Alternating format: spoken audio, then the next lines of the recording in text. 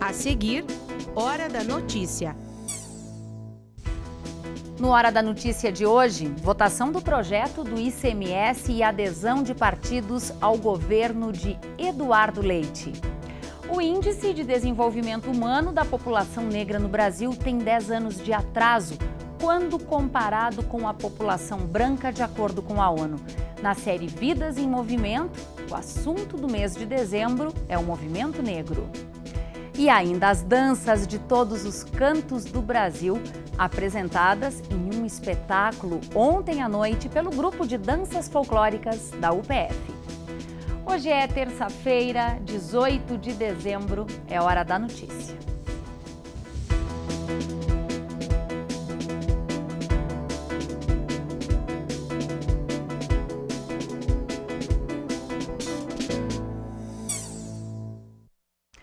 Em toda a história do Brasil, o movimento negro é sinônimo de resistência. Isso, claro, persiste até hoje. Bom, neste mês, a série de reportagens Vidas em Movimento vai até o bairro Vera Cruz, em Passo Fundo, para conversar com a professora Francisca, que é referência no assunto em um contexto lotado de racismo e de desigualdade. A reportagem é da Júlia Poça e do Gilmar Lima. De acordo com a Organização das Nações Unidas, o Índice de Desenvolvimento Humano da população negra no Brasil tem 10 anos de atraso em relação à população branca. Mas não é só isso. Os negros representam 2/3 de toda a população carcerária do país, são a grande maioria das vítimas de homicídios e também os atingidos com maior força pelo desemprego. Nessa edição do Vidas em Movimento, nós falamos sobre movimento negro e para isso fomos até o bairro Vera Cruz para conversar com a dona Chica, que é mulher, mãe e professora. Uma história de mais de 60 anos pela igualdade e o respeito.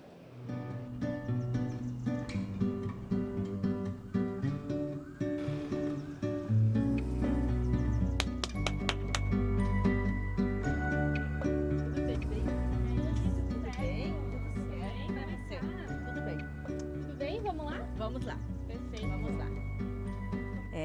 Eu sabia que eu era uma menina negra, filha de família trabalhadora, e que eu ia enfrentar todas as dificuldades sociais que minha família enfrentou, que as outras meninas enfrentavam, e que eu teria que fazer diferença. As pessoas, não é que elas são racistas porque são más. A pessoa é racista porque ela nasceu em uma sociedade racista, ela se criou nessa sociedade racista e ela vive na sociedade racista.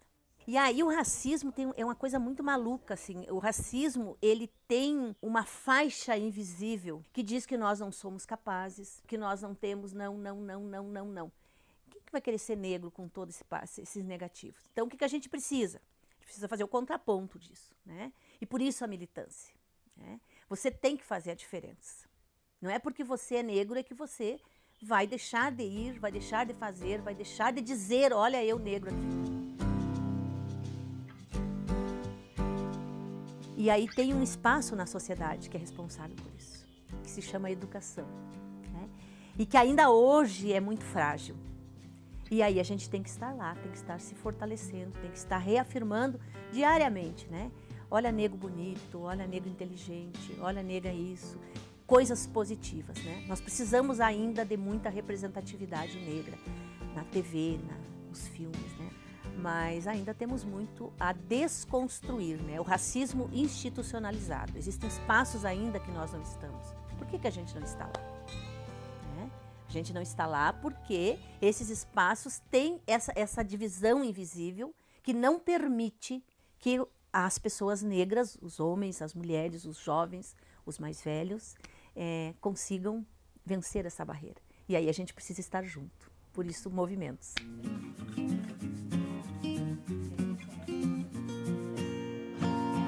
Eu não desisto de nada, não desisto. Por quê?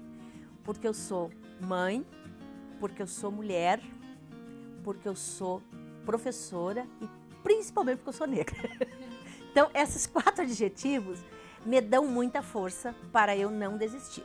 Às vezes me dá até uma vontadezinha de desistir, mas eu viro ali a curvinha do corredor e já estou de volta e não desistir jamais. Eu sei que isso me impulsiona a continuar vivendo, né? eu respeito todas as pessoas. A nossa luta não é contra os não negros, né?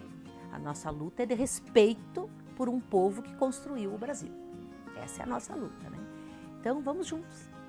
Por que não? E onde tiver uma mulher negra, uma criança negra, nós temos que estar lá, desconstruindo o que a sociedade racista, machista, classista, né? Ela construiu, então a gente tem esse compromisso. Não, acho que não tenho absoluta certeza, é vida, não tem como estar fora. E nós seguimos aqui no estúdio falando do Vidas em Movimento. Aqui na UPF um projeto trabalha com o desafio das relações étnico-raciais. Nós vamos conversar agora com um dos bolsistas desse projeto. Está com a gente aqui no estúdio o Marcelo Nolli. Seja muito bem-vindo ao UPF TV. É um prazer para a gente receber vocês aqui e falar de temas tão importantes como esse. O projeto étnico-racial, ele tem qual finalidade, Marcelo? Então, o trabalho vem sendo feito desde 2013 e o nome do projeto é UPF Movimentos Sociais. Existe um aspecto muito importante nessa questão dos movimentos sociais, que é o trabalho conjunto que a gente realiza com esses movimentos que dizem respeito tanto aos grupos étnicos quanto aos grupos, enfim, dos imigrantes, que são minorias, querendo ou não, na nossa sociedade hoje em dia, né? A gente tem 3 bolsistas que trabalham, né? Que tem uma carga horária. A gente tem a nossa coordenadora, Maria Helena Westenfelder, que é da Faculdade de Educação, né? E a gente vem trabalhando, assim, num contato direto, buscando promover ações em conjunto com esses movimentos sociais, né? Que sejam efetivas na busca pela redução, né, das desigualdades sociais e pela transformação social. Agora, Marcelo, a partir das conversas com esses grupos, que desafios vocês percebem que precisam ser vencidos?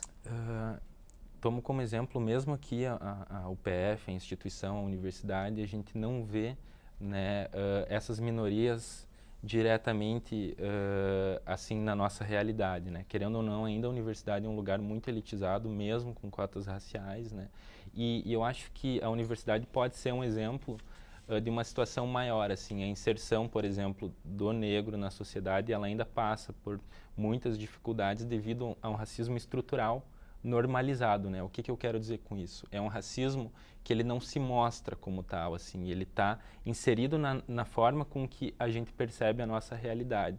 Então, esse é um desafio, assim, mas não diz respeito tão somente ao povo negro, né? A minorias como, enfim, imigrantes. A gente vê um rechaço muito grande hoje em dia, né? Aqui em Passo Fundo quanto aos imigrantes, e é importante, principalmente, de legitimar, através da instituição, o contato com o território de onde esses sujeitos estão inseridos, né, para de alguma maneira poder fazer uma ponte de contato com eles que ainda hoje, apesar de todas as políticas públicas, não estão de maneira que deveriam estar, porque querendo ou não, o negro, ele é maioria no Brasil, né? Isso a gente tem que reconhecer, né?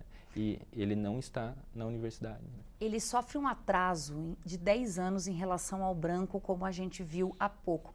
Esse distanciamento é desde quando? Talvez desde sempre? Se a gente for analisar a história do Brasil, a gente vê que nós construímos o nosso país em cima do trabalho escravo, né? Em cima da catequização dos índios, em cima de uma lógica que se apropria do corpo desses sujeitos, que se apropria da força da mão de obra desses sujeitos para, enfim, construir e enriquecer, né? Isso é uma realidade que, de alguma maneira, se mantém ainda, só que de formas veladas, assim. Por exemplo, é impossível que nós, enquanto país que tem a escravidão como marca, assim, uma das escravidões, assim, mais profundas, mais, assim, tenebrosas, enfim, uma das mais fortes contra o povo negro, é impossível de que a gente não reconheça que a gente tem esse marco, né, na nossa história e que a gente precisa de alguma forma reparar ele. Claro, isso não é necessariamente uma situação de culpa, né, mas a gente tem que refletir sobre essa história e como as estruturas sociais reproduzem essa nossa história, né? Rapidamente, só para a gente concluir, e Marcelo, e você que é da área da psicologia, por que somos preconceituosos? De uma forma bem geral. Sim, então, o preconceito não é algo que a gente deve, de toda maneira, assim, buscar silenciar Porque o estranhamento, ele é algo natural do ser humano. A gente tem uma relação com aquilo que nos é estranho muito difícil, né? O estranho nos incomoda, né? Então, muito mais do que silenciar, eu acho que é importante buscar compreender como isso ocorre e buscar reconhecer que aquela diferença não nos é tão ameaçadora quanto a gente acha. Seria por medo? Seria por se sentir invadido, invadida? Sim, eu acredito que a diferença, ela nos coloca nessa situação em que o outro pode nos ser ameaçador, né? Então, o racismo tem bases mais profundas que essa, mas de um ponto de vista da psicologia, assim, há outras razões, mas esse estranhamento, ele é algo natural, assim, a gente fica melhor na nossa zona de conforto, né? Quando, na verdade, a gente deveria buscar a pluralidade, né? O diferente, porque ele também agrega muito para nós, né?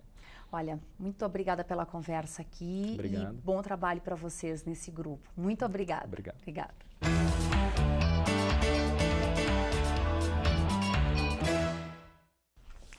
Votação do projeto do ICMS e adesão de partidos ao governo de Eduardo Leite são assuntos do quadro Fatos de hoje. Zumara. Olha, Thaís, o governador eleito Eduardo Leite tem hoje à tarde um teste de fogo na articulação política no parlamento. Vai colocar em xeque as negociações que fez com os partidos para conseguir aprovar o projeto que mantém majoradas as alíquotas do ICMS pelos próximos 2 anos. O ingresso do MDB na base aliada, anunciado ontem à tarde, e a possibilidade de o PSB também vir a compor o futuro governo, dão uma folga na expectativa de votação. Os petistas, que detêm a maior bancada, aliás, com 11 deputados na Assembleia Legislativa, estabeleceram 5 condições para apoiar a continuidade da majoração das alíquotas do ICMS. Querem, de Eduardo Leite, a utilização dos recursos para colocar em dia os salários do funcionalismo, assegurar repasses para a área da saúde, redução do ICMS sobre a energia elétrica dos consumidores mais pobres, redução da taxação para a compra do botijão de gás e, por fim, a elevação das alíquotas sobre heranças e doações até o limite de 8%, condições que o governador eleito Eduardo Leite se comprometeu em cumprir. Depois desta votação, o governador eleito, que será diplomado nesta quarta-feira à tarde, deve anunciar novos nomes para o secretariado. Na lista estarão incluídos o indicado pelo MDB para a Secretaria dos Transportes, deputado eleito Juvir Costela e não mais Vilmar Zanquim, como a gente noticiou ontem aqui, e o indicado do PSB para a Secretaria de Obras será o deputado federal não reeleito José Stedley. Leite tem 1 semana e meia antes da posse para concluir a nominata do secretariado. Obrigada, Azul, pelas informações. Bom trabalho para ti. As notícias, elas mudam todos os dias. Todos os dias. Esse muito período dinâmica é muito política, dinâmico. Obrigada, Azumara. Tá certo. Olha, as danças de todos os cantos do Brasil apresentadas ontem num espetáculo do grupo de danças folclóricas da UPF. É o que a gente mostra depois do intervalo.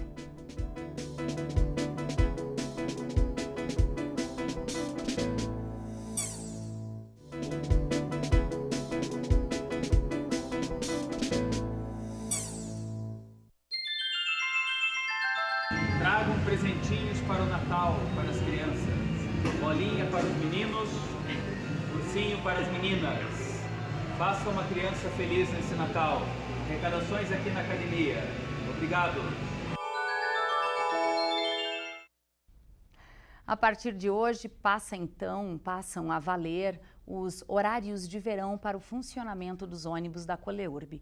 Para ficar por dentro das alterações, a empresa está distribuindo de graça o Guia de Verão. O material está disponível nas lojas físicas da Coleurb. Além disso, é possível acompanhar essas modificações por meio do app Meu Ônibus Coleurb. O comércio de Passo Fundo já está atendendo com horário diferenciado para as compras de fim de ano. De acordo com a CDL, a sugestão de fechamento para empresas é de 9 horas da noite. No domingo, dia 23, o horário de atendimento sugerido é das 2 da tarde até as 7 horas da noite. E na véspera do Natal, dia 24, o horário de atendimento é até às 6 horas da tarde. O alerta de temporais e ventos fortes segue para o estado nesta terça-feira. Aqui para nossa região tem previsão apenas de pancadas de chuva.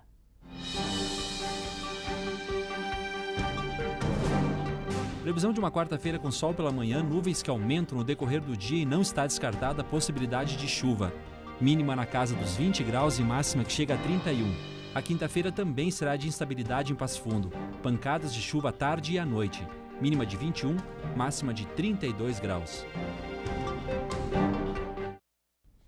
A UPF vai oferecer 479 bolsas por meio do ProUni para o próximo semestre. São 164 integrais para quem tem renda familiar mensal de até um salário mínimo e meio e 315 bolsas parciais para quem tem renda familiar mensal inferior a 3 salários mínimos. As inscrições podem ser realizadas a partir de 29 de janeiro até 1º de fevereiro, através do site que aparece aí na tela.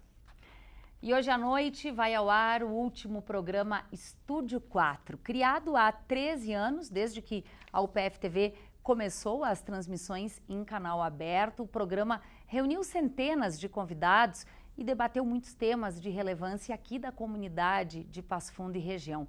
Passaram por ele âncoras como os jornalistas Rogério Silva, Jean Marmentini e atualmente a jornalista Zulmara Colucci. E para encerrar este ciclo, o programa se despede falando de felicidade. O programa vai ao ar hoje, às 11 horas da noite, tem reprise amanhã, na quarta-feira, às 8 da noite, e uma última exibição na sexta-feira, às 11 horas da noite. Mas olha, o Estúdio 4, ele encerra o seu ciclo e a UPF TV traz outra novidade. A estreia vai ser na primeira semana de janeiro.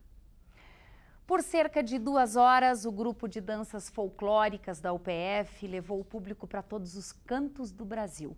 O espetáculo, que reúne música e dança, foi apresentado ontem à noite no Teatro do Sesc.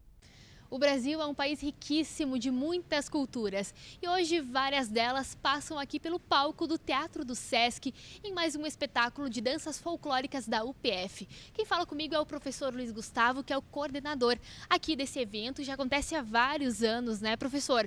Uma verdadeira viagem, né, por esse país continental que é o Brasil, né? É isso aí.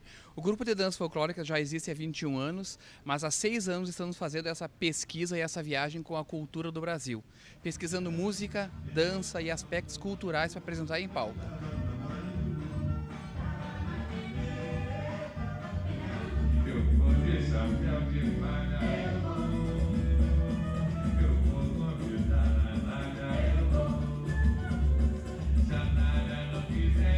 O grupo é formado por alunos de todas as unidades da nossa instituição e estamos aqui representando um pouco dessa cultura riquíssima que o Brasil tem e queremos fazer isso através da dança. Temos uma média de 30 bailarinos e músicos e por isso que o nosso espetáculo consiste em música e dança. É uma viagem cultural, temos danças do norte ao sul do Brasil. Perfeito, professor, muito obrigada. Lembrando então que esse espetáculo vai ser transmitido na íntegra no nosso especial de fim de ano da UPF TV.